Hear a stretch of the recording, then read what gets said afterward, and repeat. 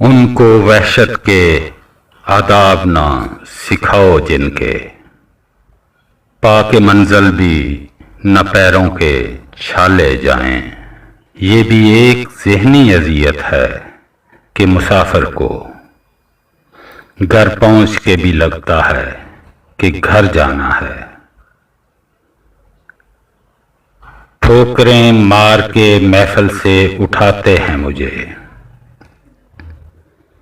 और एक पाँव से दामन भी दबा रखा है। बार बार उसको अपने गम की कहानी ना सुना, वो तो पत्थर है और पत्थर नहीं पिघला करते। किसी की याद में इतना उदास ना हुआ कर, लोग नसीब से मिलते हैं उदासियों से नहीं। जिंदगी हमें अब तेरी तमन्ना कब है,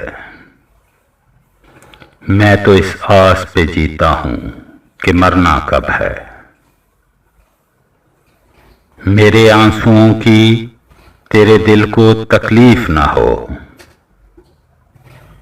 वक्त रुखसत भी न देखा तुझे मुड़कर मैंने।